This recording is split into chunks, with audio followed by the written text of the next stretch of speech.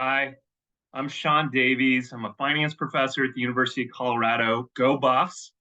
I'm going to talk about again today something that is important but incredibly underappreciated. And what I'm going to talk about is the options market. In particular, what happens at expiration with options, and think about some recent market phenomenons with short dated options that expire in the very near term. So I'm going to go ahead and share screen. Again, I'm not particularly tech savvy, so I apologize. But if you go to the Wall Street Journal for today's news, you'll see that there's headlines about traders eyeing option expiration after a volatile week. Today is Friday. There's a lot of options expiring today. There's also a phenomenon going on. So if you go to Yahoo Finance, for example, there's an article they pulled from Bloomberg about these very short time to expiration options called 0 days till expiration, or zero DTE options, which expire that day. Okay, and there's a massive amount of trading in these very short dated options, particularly among retail traders on, say, platforms like Robinhood. And so you might be wondering, why is it the case that people are so concerned about option expiration in the stock market? Why would it be that these derivative securities called options could have an effect on the underlying stocks themselves? And so what I'm going to do in this video is I'm going to demystify why we care so much about options, especially around expiration and especially during volatile markets. So I'm going to jump over to some slides and sort of give you just a quick primer on options. So options are a type of derivative security, and a derivative security is just a side bet. It's just a contract always between a long party and a short party. It's a zero-sum game. Whatever the gains are to one party are the losses to another. Now, a particular type of these derivative securities, as I've alluded to, is options.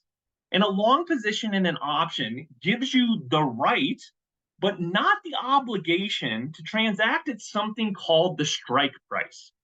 And this strike price is pre-specified in the contract. Now, there's two types of options.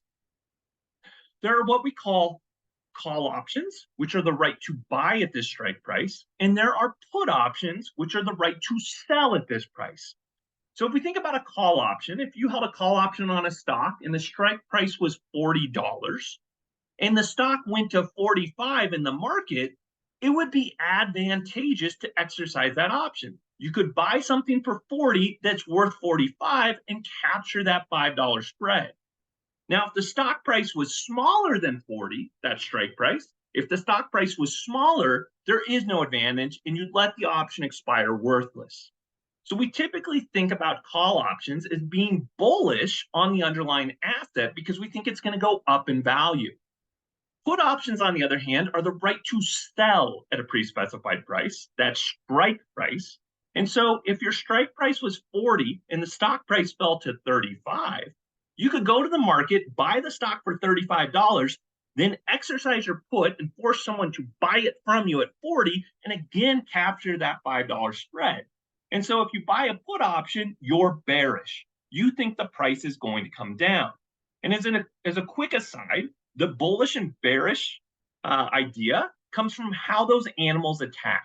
Bulls attacked by coming up, whereas bears attack by coming down on you. Now, whoever sells these options, remember, a derivative security, it always involves two parties, a long party and a short party. So whoever sold the options is what we call short the options. And oftentimes these are market makers. And these market makers, they don't want to be naked short. Okay, they're just trying to capture a spread, perhaps a bid-ask spread, or whatever, manage inventory. And so they're typically going to want to hedge themselves when they're short the option. And the most common type of hedging is something called a delta hedge. Now, in practice, these market makers will be more sophisticated than simple delta hedging. They're also going to incorporate information about gamma and vega, but that's outside the scope of today's video. So if we're going to understand delta hedging, we have to go back to algebra. Okay, let's all go back to algebra 1 and think about the equation of a line. The equation of a line is y equals mx plus b, where m is the slope of that line. And so m Okay, that slope tells us how much does Y move given a $1 move in X. And the way that we calculate that slope, again going back to algebra, is just rise over run. And we use this equation for a line in the trading of options, pricing of options, and hedging options. And so in options, okay, the slope is referred to as the delta of the option. And this is probably best seen in a visual example. So imagine I have some option on a stock. And so here on the horizontal axis, I have stock price. And on the y-axis, I have the value of the option. And so in this particular example, we've got a call option, and the strike price is $9. And let's just assume these are at the money options, meaning the stock price is exactly equal to the strike. So the strike is $9 and the current market value of the stock is $9. Well, if we wanted to know the delta of the option, get an idea of how much the option changes in value given a $1 change in the stock price, what we would do is we would draw a tangent line right there at a stock price of $9. So what you can see is I've added this tangent line here. And if we were to calculate rise over run at that point, we see that the slope is 0.23, meaning if the stock price goes up by $1, the option will increase in value by approximately 23 cents. But imagine we're in a volatile market and the stock price moves a lot. Suppose the stock price moves to 15. Well, now we're going to have a different delta. We have to draw a different tangent line, but this time at the stock price of 15. And so when we draw that tangent line and calculate the slope or the delta, we get that it's 0.46, meaning now when the option or now when the stock price goes up by $1, the option price goes up by 46 cents. And so if we were to think about how a market maker would hedge being short options, so you buy, let's just say 100 call options, you buy an option contract, someone sold it to you. How would they hedge that?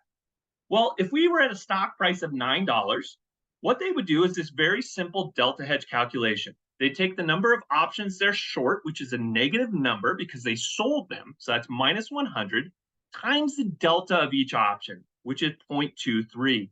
And they're going to hedge their position typically in the underlying asset.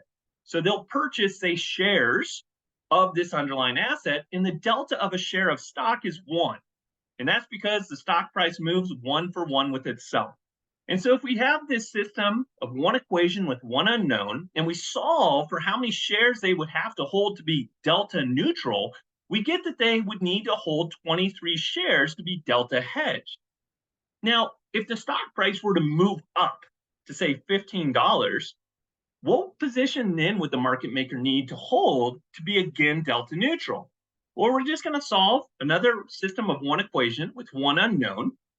And what we get is that they would now need to hold 46 shares. So they would have to double the number of shares they hold to hedge being short this call option.